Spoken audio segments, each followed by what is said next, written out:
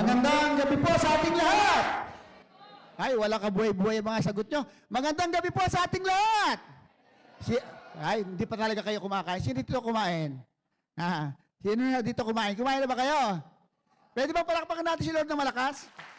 Yung may kasamang sigaw. May kasamang sigaw. Ayan, para kay Lord. Dapat parang ang celebration natin ay Christmas, parang ang kalungkot-lungkot ninyo. Di ba? So, dapat masaya tayo kasi mayroong isinilang na isang Mesias. So, ngayong gabi, nais ko po kayong dalhin sa isang kakaibang simbang gabi na kung saan ay mimix natin ngayon, yung mensahe natin na gusto kong mas matutunan nyo na ito yung nilalakaran namin ngayon sa Baliwag. Yung mensaheng ito. Alam niyo ba yung salitang treasure? Sino dito alam yung salitang treasure? Sino dito may treasure? O sino dito may pressure? Punong-puno ng pressure sa buhay. Sino? Dapat hindi pressure. Dapat pressure. Diba? Tama ba? Dapat pressure. Sige. Gusto niyo maalis ang pressure niyo? Just pressure.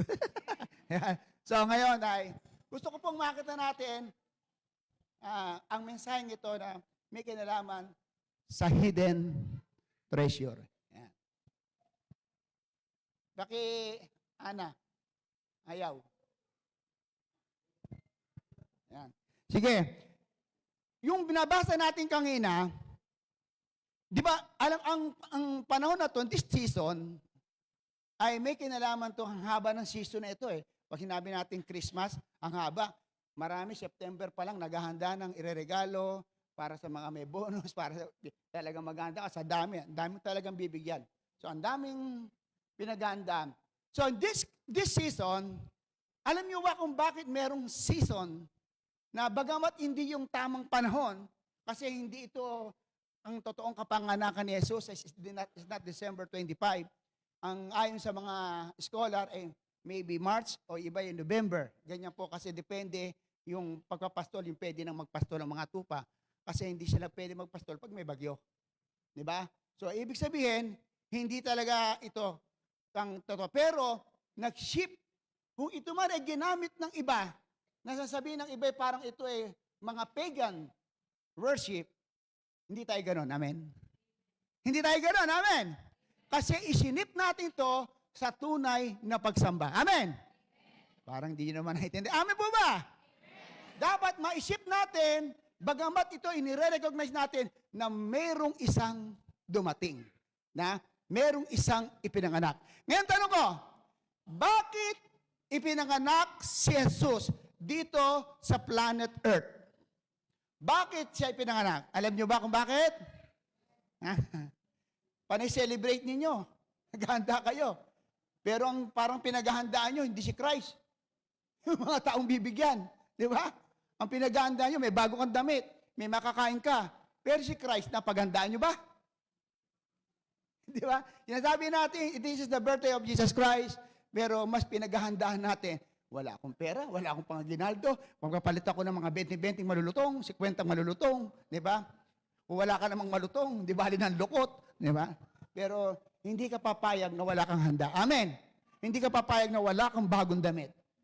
That is the culture of ng Pilipinas. Hindi kultura ng kaharian ng Diyos. Amen. Pero mas maganda pag sa kaharian ng Diyos, talagang tama ang ayos mo.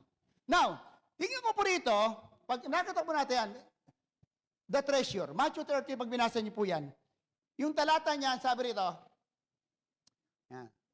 Why Jesus sent on planet Earth?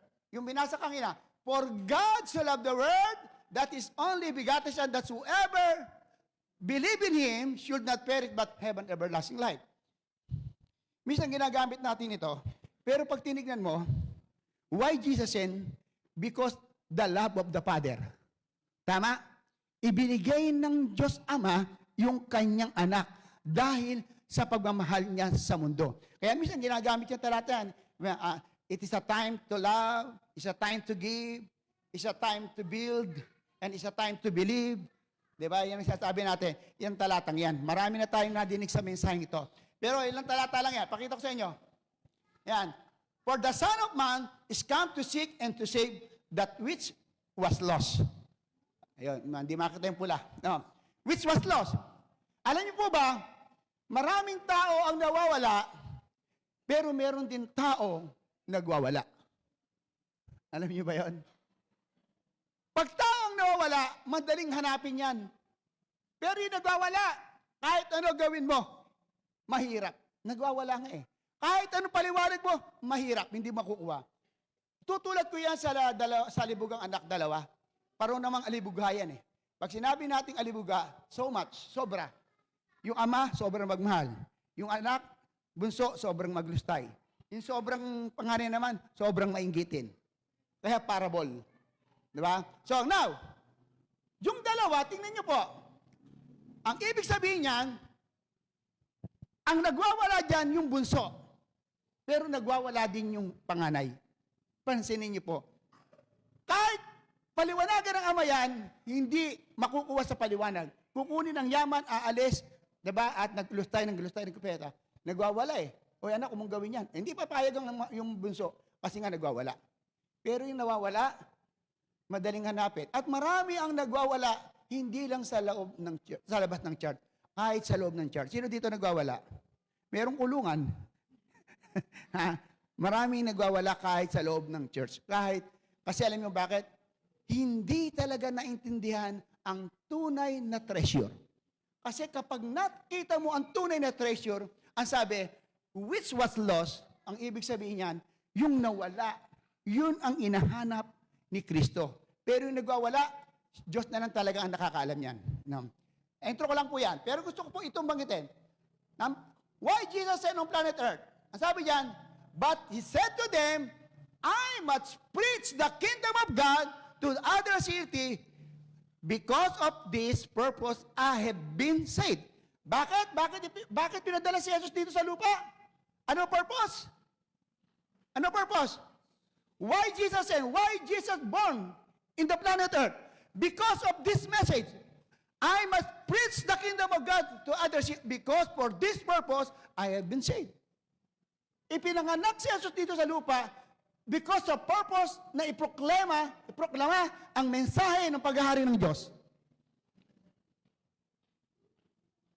Kayo po ba ipinaghaharian ng Diyos? Parang wala kayong boses. Bakit amen? Ha? Baka naman katulad ng kayo ng palanggana, sinasabi niyong mahal si Lord, pero wala na palang kayong gana sa pagmamahal. O kaya katulad kayo ng gulong, minsan ay umiikot, minsan ay flat.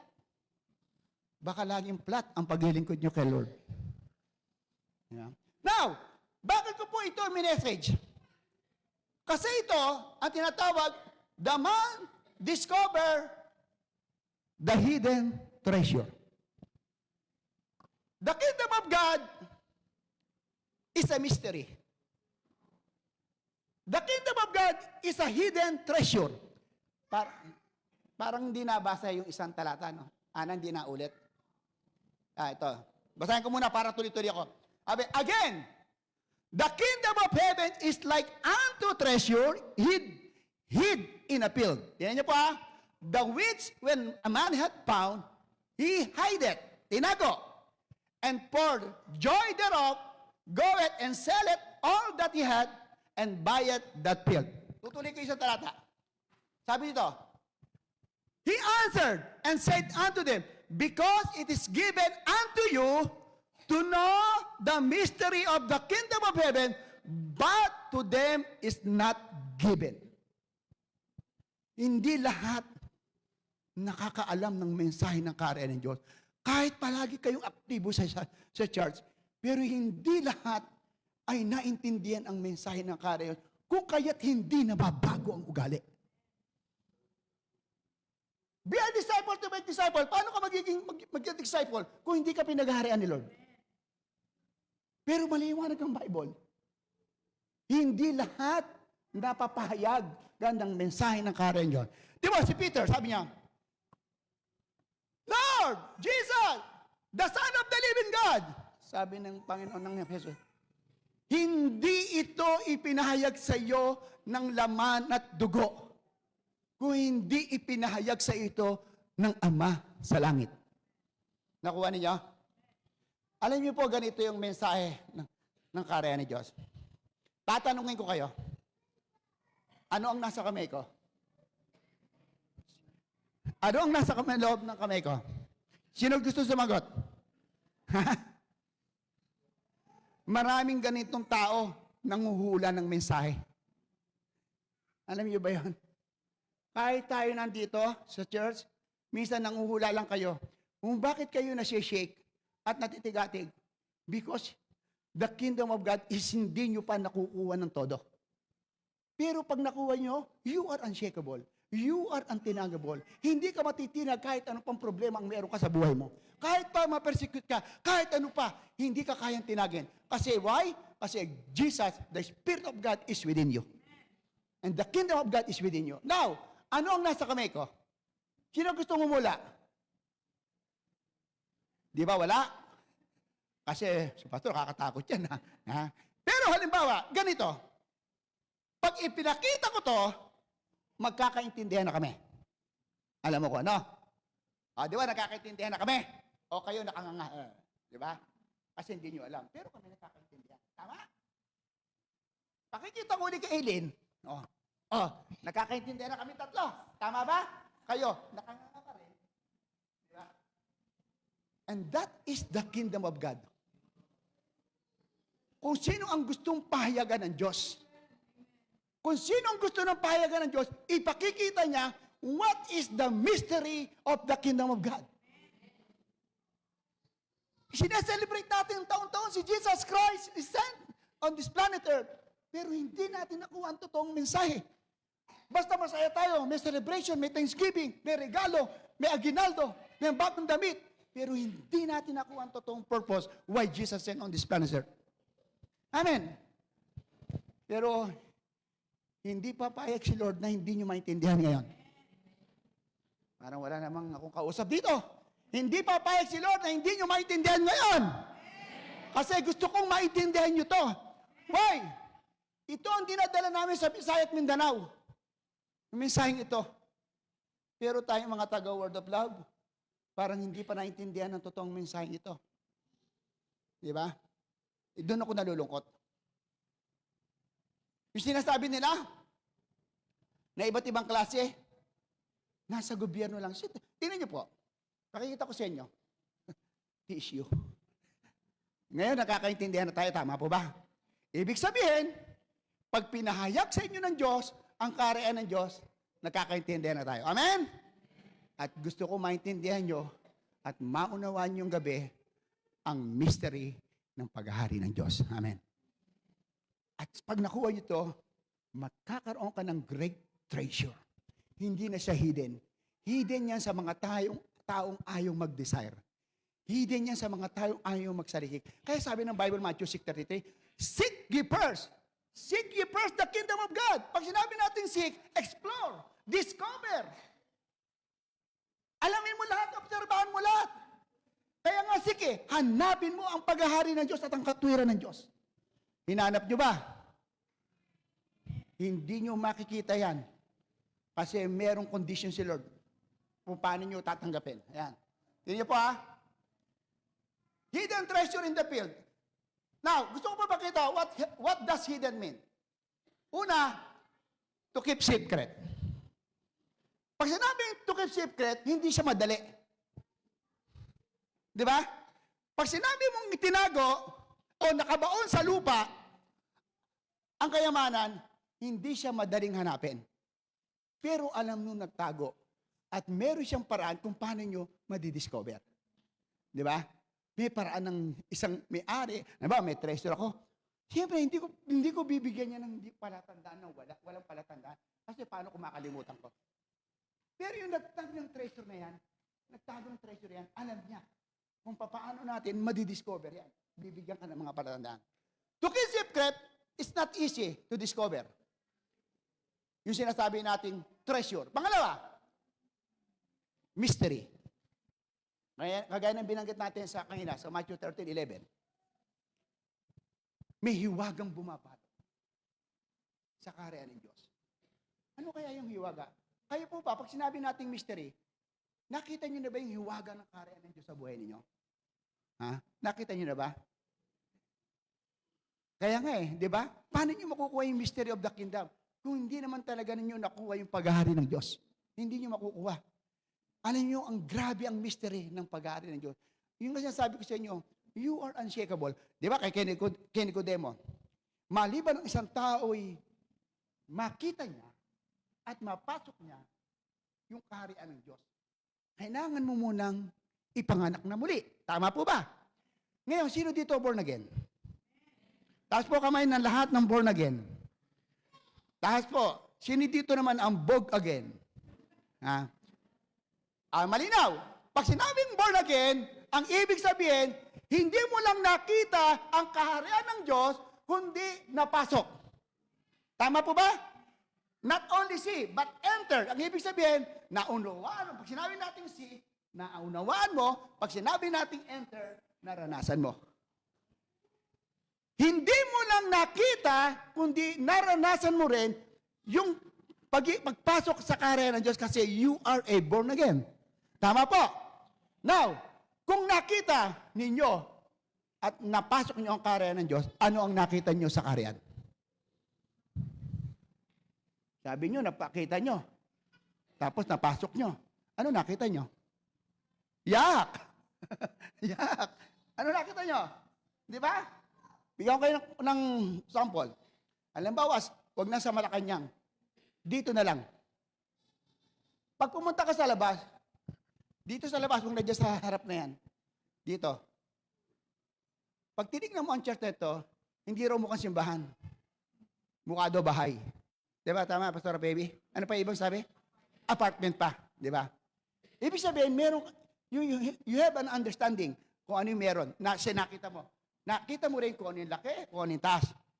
Pero hindi mo alam yung nasa loob. Tama? Maliban na lang, makapasok ka. Ang ibig sabihin nun, nakita mo, napasok mo, naranasan mo, dahil you are a born again. Kasi yun ang sabi, kapag ikaw born again, na-experience mo yung nakita, na-experience mo yung naranasan. Now, kung naranasan mo nakapasok dito, ano ang nakita mo sa loob ng church?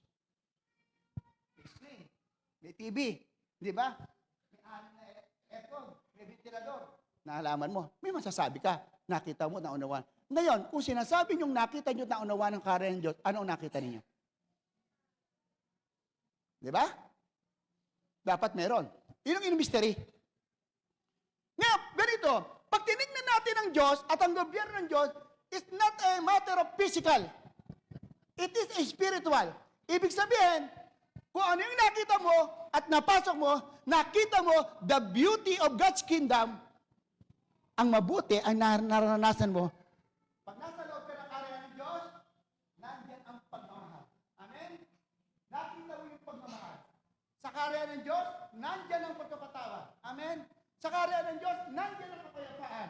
Nandiyan yung hindi ka nag-worry. Kaya sabi, do not worry about anything. But in everything by prayer and thanksgiving. Sino dito lagi nag-aalala? Wala kaming, mag-tricycle muna ako kasi wala kaming pagkain. O di ba, doon pa lang na-shake ka na. Tapos, naging karanasan ko din yan eh. Tinatad kami ng kutakot-takot na utang. Nakaroon din kami ganyan shakening. Pero nung nag-align kami ng totoo sa kaharian ng Diyos, tama ang sabi ng Bible. Tama ang sabi, maniwala tayo kay Kristo. Kaya ang sabi, believe in Him, and all these things shall be added unto us. Naniniwala ba kayo sa salita ng Lord? O wag kayo, di ba alam mo niyo ako paniwalaan? Yung salita lang ni Jesus ang paniwalaan niyo. Siya nagsabi niya, hindi ako. At nai-experience yan ng mga tao na worry-free. Yung mga taong pinaghaharian ng Diyos, worry-free. Kahit pa ikaw ay hindi kumakain, sa isang loob na isang linggo, hindi ka magkakaroon ng pagkagutom. Binubusog palagi ng Panginoon ang tiyan mo. Meron akong kasamahan sa Batangas na pastor. Wala siyang pera.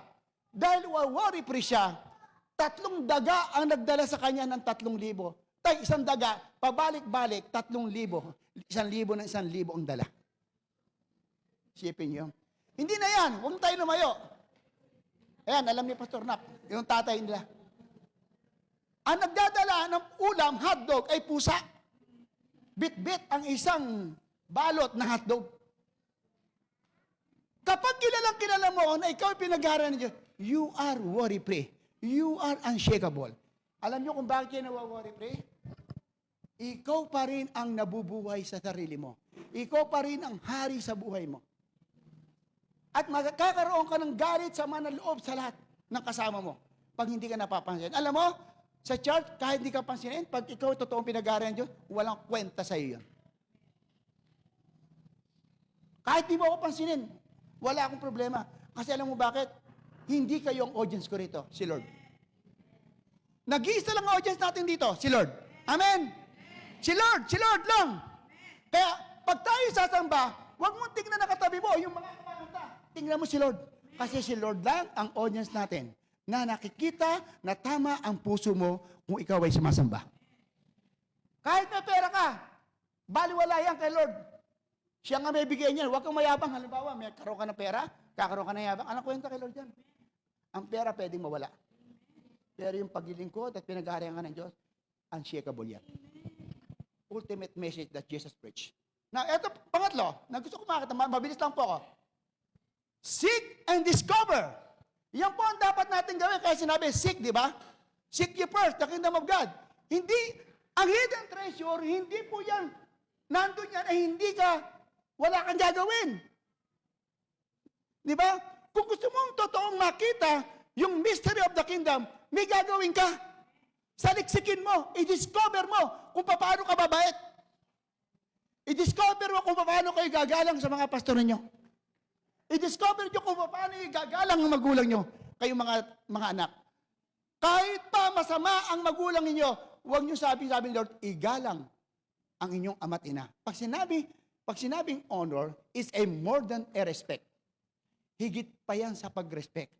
Hindi mo yung honor binanggit sa magulang, binanggit sa asawa, at higit lahat binanggit sa Diyos. Ibig sabihin, mataas ang salitang honor. Sobrang taas ang pagtingin mo. Kaya kahit magulang mo, hindi mo magalaw-galaw. Kasi sa sobrang. Like David, pinatungan ng langis si Haring Saul. Kaya-kaya na niyang patayin. Pero hindi niya magawa. Why? Kasi na-honor niya si Haring Saul. Sobrang respeto niya.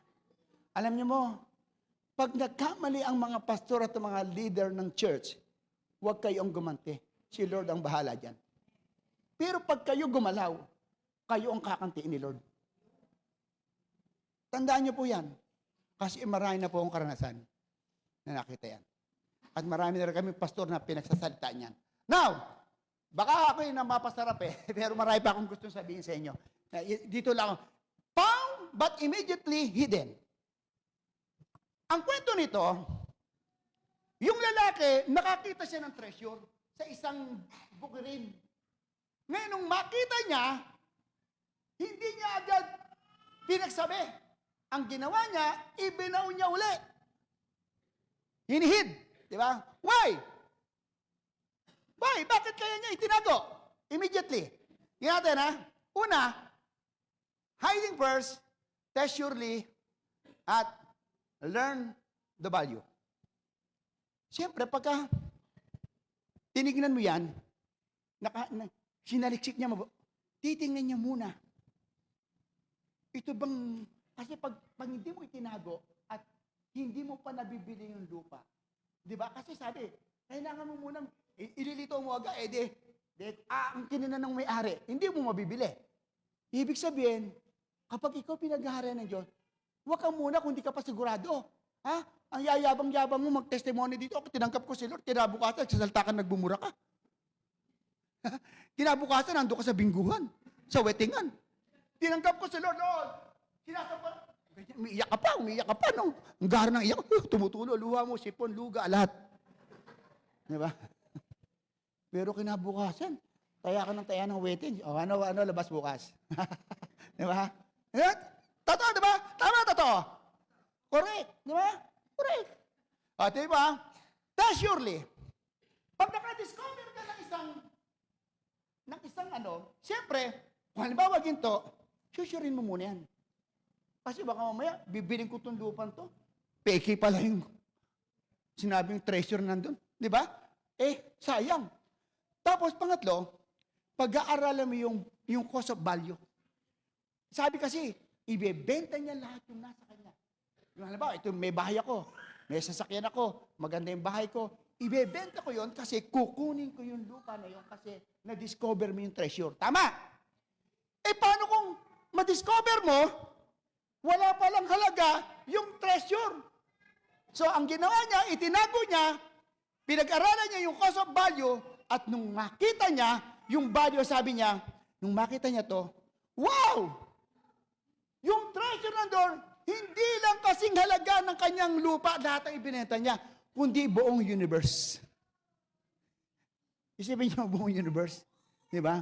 Hindi lang ng buong baryo, buong universe ang halaga ng treasure na nakita niya. Kaya hindi mo na siya nag-iingay kasi baka mabisto maagaw pa ni Satanas.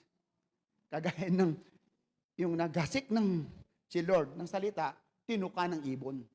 Kasi nagmamagaling agad. Di ba? So, tingnan natin. Makokost mo yung value. Ang value ng kaharian, sobra ang value nito. Grabe. Kaya pag nakawa mo to, sabi ko siya, hindi siya madali. Pero napakagaling ng paghahari ng Diyos. Kaya gusto ko sanang maintindihan ito. Dalawa lang kasi gobyerno natin sa mundong ito. Hindi pinag-uusapan dito kung anong relihiyon ka, kung anong samahan ka. Ang pinag-uusapan dito ay dalawang gobyerno lang. Gobyerno ng kaharian ng Diyos at gobyerno ng kadiliman. Choose kung saan mo gusto. Ikaw ang mamimili niyan. And then, kung ano yung nasa mind mo, yun ang ididesisyonin mo. Di ba? Kung ang mindset mo ay katulad ng mga nasa Garden of Eden, sabi, kainin mo yan, kasi pag kinain mo yan, ay magiging gaya ka ng Diyos.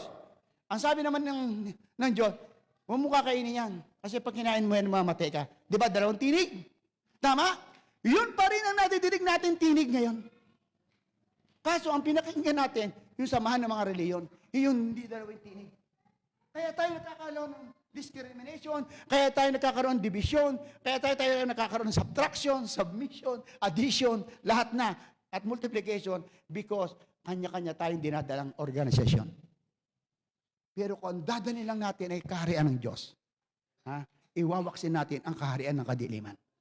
Di ba? Ngayon, kung ano yung tinakalap ng isip mo, araw-araw. Tingnan nyo araw-araw.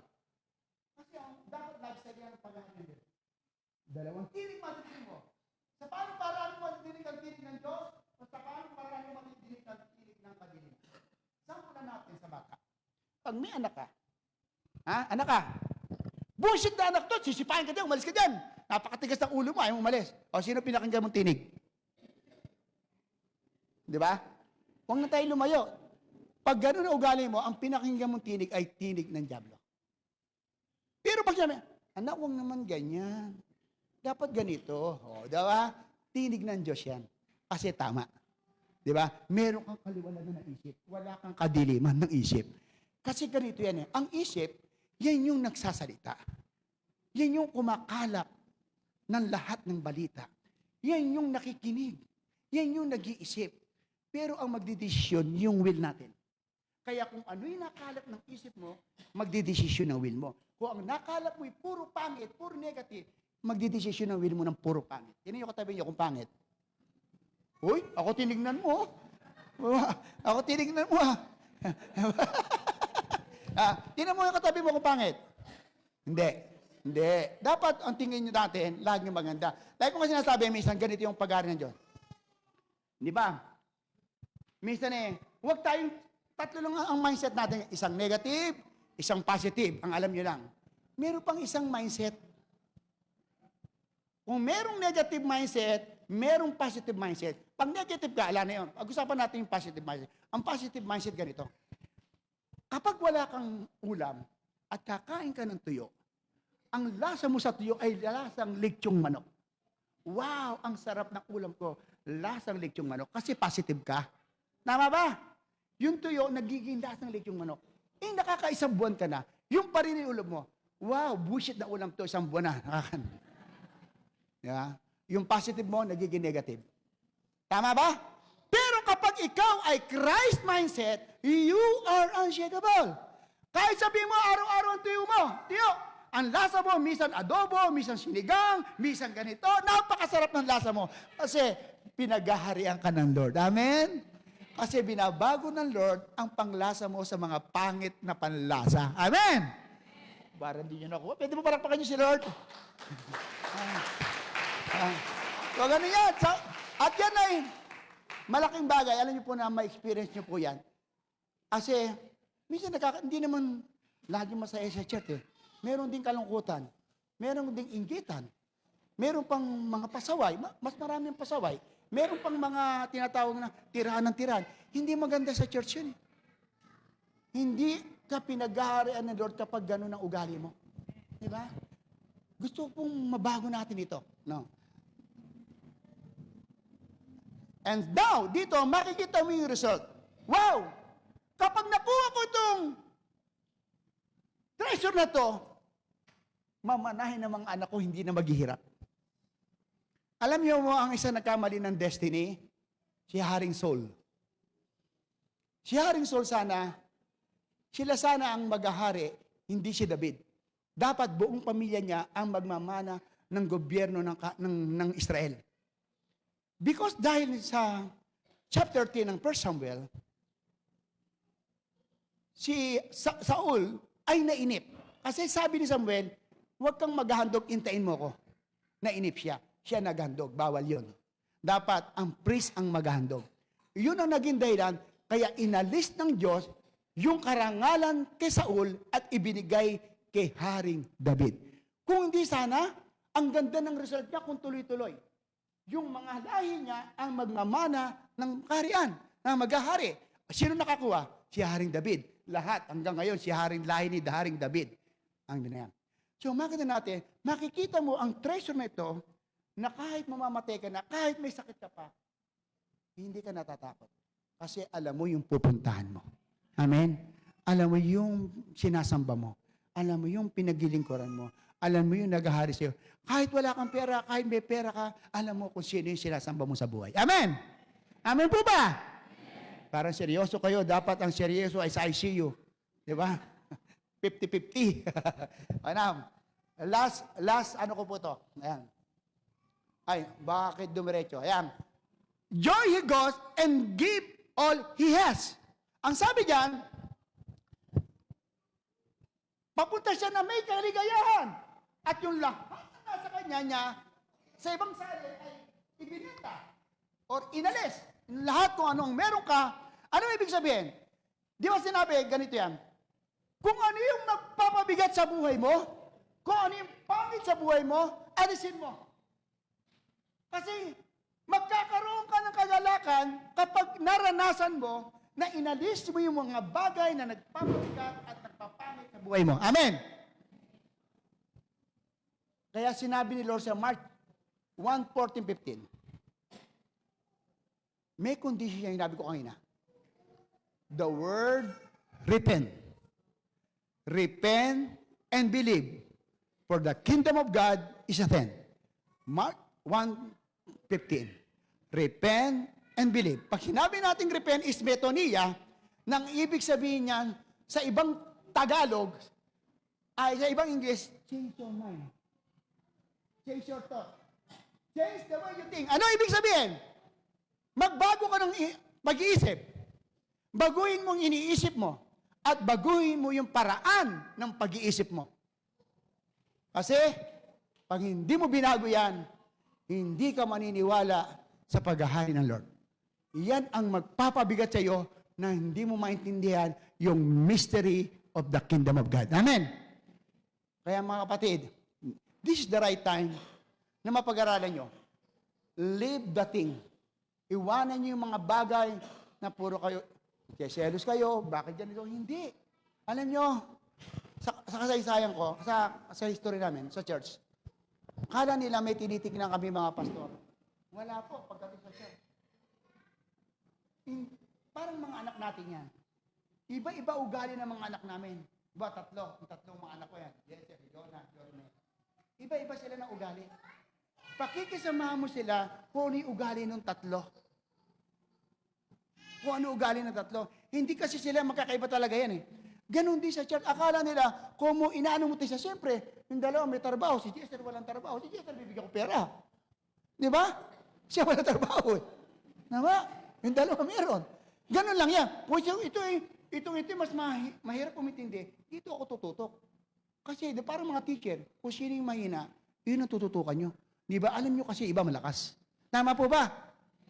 And that is ang kailangan, yung ibig sabihin na kailangan maintindihan mo natin ang mystery of the kingdom. So, leave the thing. Iwanan niyo yung mga bagay na alam niyo kayo ay palagi na lang, hindi na kayo, biro mo, ilang taon niyo na tinatanggap si Lord? Taon-taon tinatanggap niyo si Lord? Taon-taon kumakanta kayo? Taon, linggo-linggo nagsisimba kayo? Pero meron pang nabago sa buhay ninyo? Di ba? Alam niyo po, sorry po, alam niyo, ako naman senior na ako, no? Senior, magsi-61 na ako sa January. At mahal po namin ang word of love, alam niyo yan. Kaya kung ano yung mensahe namin, mensahe po ng pagmamahal namin sa inyo yan. Kahit yung mga pastor nyo, like ko sinasabi, mahalin nyo. Hindi kami mga perfect na pastor. Hindi kami perfect. Si Lord lang ang perfect. Pero nagiging perfect kapag naintindihan nyo kami. Di ba? Pag naunawaan nyo kami. Yun ang kailangan natin. Yun ang kailangan natin, kayong pagmamahal, absolute yan. Patulad yan ng drinking water. Water, absolute water. Yan. Yan. Prepared on new discoveries. Yan yun ang matatagpuan. Kapag naintindihan nyo yung righteousness and His kingdom and all these things, wow, totoo pala. Totoo pala yung seek ye first and all these things. Huwag kayong titingin sa all these things, ha? Tumingin muna kayo, seek first His kingdom and His righteousness. Kasi yung all these things, hindi pinag-pray yan. Alam nyo yung all these things, pero kailangan din natin mag-pray. Ang sinasabi, humingi kayo bibigyan. Pero pag sinabi natin all these things, hindi pinaghihirapan. Ha? Hindi binabraso. Pag sinabing all these things, idinaragdag. Hindi mo pinaghirapan, dinadagdag lang siya ni Lord. Kasi, alam mo, tayong mga magulang, pag nakita nating honor ang anak natin, hindi na magkasabi, anak, ililibre kita. Hindi, ililibre mo na agad. O ibibili mo na isang regalo. Tama? Pag nasiyahan sa inyo si Lord, hindi na kayo hingi. Bibigyan kayo ng mga bagay na higit pa sa inyong nasa ng puso. Ayun po, yun po gusto ko makita natin. Kaya like, ang kulit, alam nyo ba? Sabi niya yung aking mga kapatid, ang kulit ni Pastor, lagi na lang si keepers. Kasi nga, si keepers hindi yung nasisik eh. Kaya kukulitin ko talaga sila. Pinukulit ko talaga sila sa si keepers. Kasi gusto kong maranasan nila yung all these things. Alam mo, pag binigyan ka ng Lord ng talent, iba-iba. Halimbawa, sa talent, may nagbigay ng 500, may 1,000, may 2,000. Tama? Pero huwag na tayo dumaan sa 500. 100 na lang. Alam mo, pag binigyan ka ng Lord ng 100, hindi ka makukulang kahit kailan. Kahit 100 lang yan, hindi ka makukulang. Sapat-sapat yan na binigay siya ni Lord. Kasi si Lord ang nagbigay. Pero ako, kahit ako magbigay sa inyo ng 1,000,000, kulang sa inyo yan. Pero pag si Lord nagbigay sa inyo ng 100, hindi kayo kukulangin. Pero ang maganda ganito, matuwa kayo sa mga taong yumayaman at umaasenso. Yan ang gusto ni Lord. May binigyan ng 2,000, matuwa ka, huwag ka mainggit. Matuwa ka sa taong binigyan ng 2,000, sa taong 1,000. Kahit ako 100 lang, matutuwa na ako. Ang mahalaga, si Lord ang nagbigay. Amen? Huwag kayong magkakaroon ng pagkainggit sa mga taong umasenso. Mas matuwa kayo, mas lalo kayo i-bless ni Lord kasi tama yung puso nyo sa pagtingin. Amen? So, yun po ang gusto ko natin makita. Now, wala na pala ako. Yan. Maiksi lang po yung message ko. Gusto ko pong makita natin, ang great treasure is the kingdom of God. Ang sabi, ang treasure is like the kingdom of heaven. Pero ang treasure is hidden treasure. Sa iba ay pinahayag, pero sa iba ay hindi. Why? Kasi nakikita ni Lord, kung tama yung puso mo, sigurado, papahayagan ka ni Lord. Pero may isang condition pala yung sinasabi niyo, repent. Kung anong meron ka ngayon, tinatago sa buhay mo, just repent. Gusto niyong makuha yung treasure? Repent and believe sa paghahari ng Diyos. At yan may experience nyo lang. Di ba, ilang beses na tayong nag-Kingdom Assembly, ilang beses na tayo nagkaroon ng commitment, marami na nag-repent. Pero totoo ba yung pag-repent nyo? Kasi pag totoo yung pag-repent nyo at naniwala kayo, lahat ng meron ka mula nang namanumpa kay Eva at Adan na kasalanan, aalisin mo. Yan ang ibig sabihin ng repent. Lahat na nasa mindset mo na pangit at di maganda, aalisin mo. And then, maniwala ka sa sinabi ni Lord na maghahari siya sa buhay mo. Kapag si Lord naghahari sa buhay mo, wala ka nang hahanapin pa. Amen? Pwede mo lahat tayo ay tumayo. Bago, siguro ngayong gabi, awitin muna natin to, singer. Habang inaawit po natin to, pakinggan po natin yung tinig ni Lord. Sino dito may utang? Alam nyo ba, dumaan po ako sa utang na 18,000 tubo lang. Pero nag-align in 2 years lang, binayaran ni Lord. Tubo lang yun, 18,000. Pero nag-align kami kay Lord. Wala naman kami business na malaki. Di ba? Pero naintindihan namin yung paghahari ng Diyos na totoo sa buhay. Ang ginawa ko po, noong that time na yan, kahit wala akong pera, punta ako Mindanao, punta ako sa Bisaya, nagmimisyon kami, nagtuturo kami nila Pastor Luis, and up to now, hanggang sa maintindihan ko, kasi sinaliksik ko talaga eh. Sumama ako noong una, kasama-sama lang ko kay Pastor Luis. Noong mga ilang panahon na pinagtuturo na niya ako, talagang sumama ako, nagsaliksik ako. Turo na kami. Alam niyo, kahit may problema sa pera that time, dahil inuna ko si Lord, hindi Christian ginamit ni Lord sa amin para magpahiram ng pera. Huwag kayong umasa sa mga ibang tao. Umasa kayo dun sa Diyos kung sino gagamitin niya para sa inyo. Huwag niyong tingnan kung may pera dito iba. Huwag kayo ganun, huwag kayo tingin, may pera yun, hindi makatulong sa akin. Huwag kayo, doon kayo sa Diyos tumingin.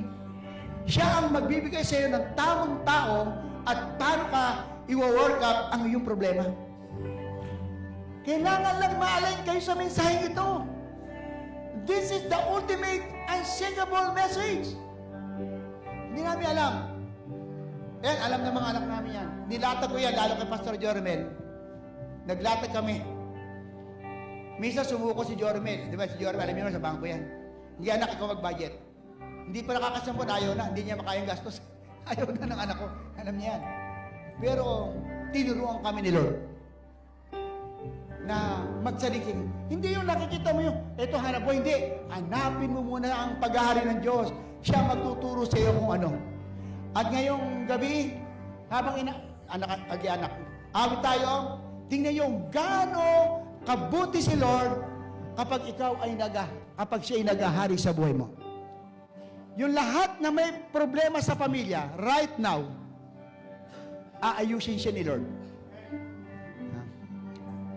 Kung meron kang mga bagay hindi ayos kahit sa company mo, kahit yung hanap buhay mo, sa tingin mo ay medyo nagda-down. Pag ngayong gabi, totoong naghari ang Diyos sa buhay mo, magugulat ka, it's a miracle. Biglang babalik yung hanap buhay mo na maganda. Totoo po yan, hindi po ako nagsasabi. Alam niyo po, pumunta kayo sa Pagala, Baliwag. Marami po tayong mga kapatiran. Iilan lang, pero maganda talaga nangyayari sa Baliwag. Yung church namin, may second floor na nagawa sa likod. Grabe si Lord. Isang tao lang ang tumulong. Grabe. May ginagamit si Lord talaga, kaya huwag tayong umasa sa galing at husay natin. Umasa tayo sa husay at galing ni Lord. Kasi kami wala eh, pero si Lord marami. Di ba? Gawitin po natin ito. With all our heart, na masamba natin si Lord.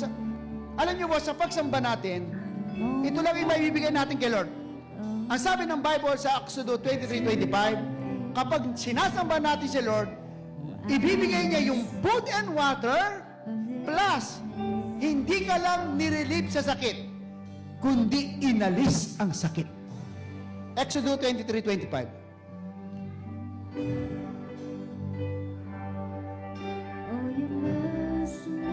Yeah, worship po. Lakas po natin ang pagsamba kay Lord. Kung kaya nyo isigaw, sigaw nyo kay Lord. Kung meron kayong kailangan, isigaw nyo lang sa pag-awit. Alam ni Lord kasi kailangan nyo eh. Isigaw nyo lang sa pagsamba. Kantahin nyo lang. Alam ni Lord kung ano kailangan mo. Hindi mo na kailangan specify kay Lord. Dahil nakikita ni Lord ang puso mo ngayon.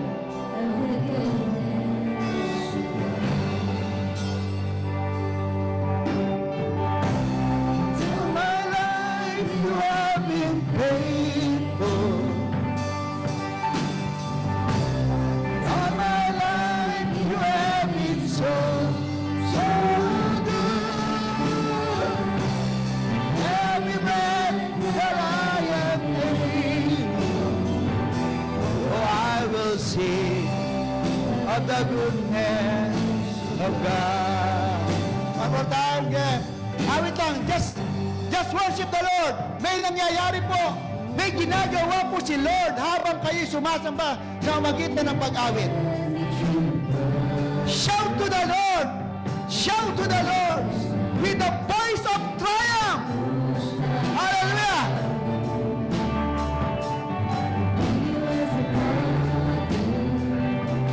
And you was a friend, and I have lived in the goodness of God. All my life you have been faithful, and all my life you have been so, so good. In every breath that I am able, I will sing of the goodness of God. And all my life you have been faithful. And all my life you have been so, so good. Every breath that I am able, oh, I will sing. Ngayong gabi po, nais ko po kayong ipanalangin. Kung gusto niyo umiyak kay Lord, umiyak kayo. Kung gusto niyo sumigaw, sumigaw kayo. We are free to praise and worship the Lord. Kung ano yung nasa puso mo, kasalanan, na hindi mo maalis, right now, hawakan nyo lang po yung heart nyo. Pwedeng hawakan nyo yung heart nyo. Lahat po ng gustong mag-shout kay Lord, ano yung problema? Pwede po bang hawakan yung mga puso natin? Yan. Yung heart natin. Kasi, yung kamay natin, kamay ni Lord yan. May kapangyarihan din yan yung kamay natin kasi mga anak kayo ng Diyos. Kaya kapag hinahawakan nyo yung may sakit kayo, may dinaramdam kayo, meron kayong kailangan, ang inyong kamay, pwede niyong gamitin kasi pinaghaharian kayo ni Lord. Amen? Hallelujah, Lord. We worship you, O Lord. We glorify your name, O God. Ikaw ang nag-iisang hari ng buhay namin. Ikaw ay pinanganak na hari at maghahari sa buhay po ng bawat isa sa amin. Meron po dito na tao talagang problemado sa pere. Pero alam mo, nangungusap sa iyo si Lord. Huwag mo tingnan yung pera. Tingnan mo si Lord.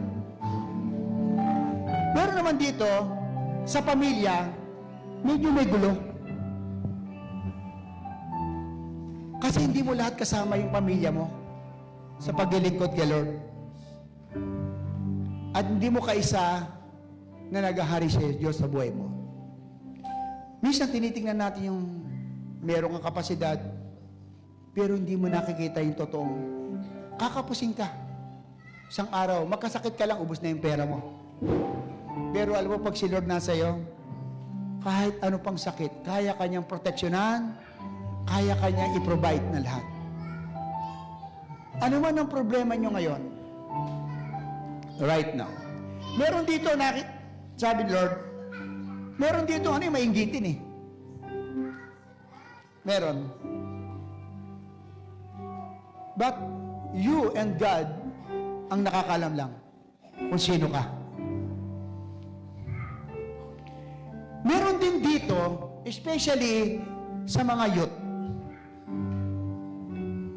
hindi maganda yung relasyon ng iba rito sa youth.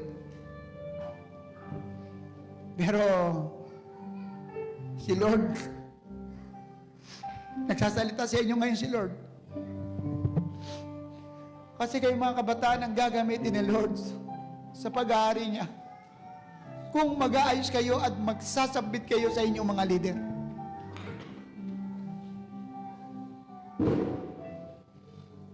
Gusto ko nyo maranasan nyo yung isang payapang paglilingkod kay Lord. Ngayong umaga, iwanan na po natin yung mga bagay na nagpapabigat sa buhay natin. Oo, yes, masaya ka. Tumutugtog kayo rito, sumasayo kayo, nag-aaral kayo. Pero baka mamaya entertainer lang kayo. Hindi kayo worshiper. Ang problema mo ngayon na kinakarap, alam mo ba na this week may sagot na si Lord sa inyong problema? Right now. You get, that's our heart. Right now. I pray you. Hawakan po natin yung ating puso. Hallelujah, Lord. Ikaw ang Diyos na may-ari ng langit at lupa.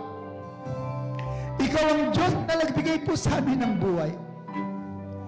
Ikaw ang Diyos, nag-iisang Diyos na hari ng aming mga buhay. Ngayong gabi, Lord, nais po namin isuko sa iyo.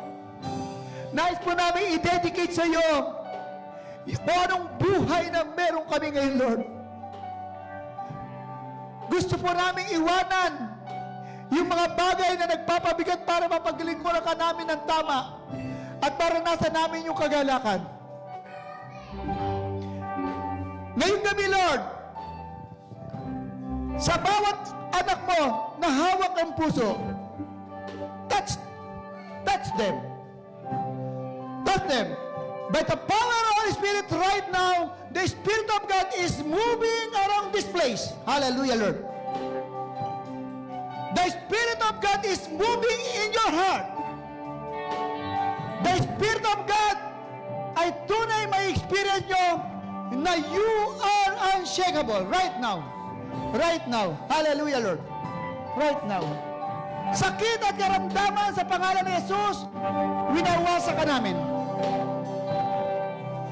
Diablo, sa pangalan ni Jesus, lumayo ka sa mga anak mo, sa mga anak ng Diyos dito nandito. Winawasak po namin ang lahat ng gawa ng kaaway sa buhay ninyo, sa pangalan ni Jesus. Ang lahat na may problema, pang pamilya, may ginagawa na si Lord sa buhay ninyo. Ang lahat na may problemang pinansyal, nagbibigay ang Diyos ng solusyon right now. Right now. Kung problema ninyo yung business na hindi umaangat, may solusyon din si Lord. Just pray sure sa ating Panginoon. Hallelujah, Lord. Ngayong gabi, Lord, salamat po. Salamat po, Panginoon, na may experience na po na mga kapatiran namin ang totoong paghahari mo. At ngayong gabing ito, ay natuklasan nila ang misteryo ng kaharian ng mga Panginoon. At mula sa araw na ito, amin po dinideklara ang pagtitibay ng mensahe ng kaharian ng Diyos sa buhay po ng mga anak mo right now. Magiging boom ang bawat mga anak mo rito sa paglilingkod. Magiging boom sa paglilingkod ang mga anak mo sa lugar nito. At makikita ng lahat ng tao na mayroong totoong kaharian, na mayroong totoong mensahe sa church na ito. Lord, dalangin ko po ang mga leader, ang pastor na, Pastor Pebi, Pastor Jory, at yung aming mga layman at laywoman, ang lahat ng mga leader ng church ito, sa pangalan po ni Jesus, itinataas ko po sa trono ang buhay nila, Panginoon, sa iyo. Samahan po sila, Panginoon, sa lahat ng pagkakataon. Bigyan mo sila ng rulong sa lahat ng pagkakataon. At maging respetado po lahat ng mga kapatid namin. Sapagkat ito'y mga anak mo na inilagay mo at malapit sa puso mo, Panginoon. At gamitin mo po ang mga taong ito upang sumigla ang lahat, ang bawat kapatiran, at magtalaga ng buhay ang kanilang mga sarili sa Panginoon. Lord, salamat po. Alam po namin, magugulat po kami na meron ka talagang ginagawa sa bawat anak mo. Salamat po, Abba Father. Sa iyo po ang pagsambat papuri sa pangalan ng Ama, ng Anak, at ng Espiritu Santo. Ang lahat po ng anak ng Diyos, magsabi ng Amen. Amen. Malandang gabi po at maligayang Pasko po sa inyong lahat.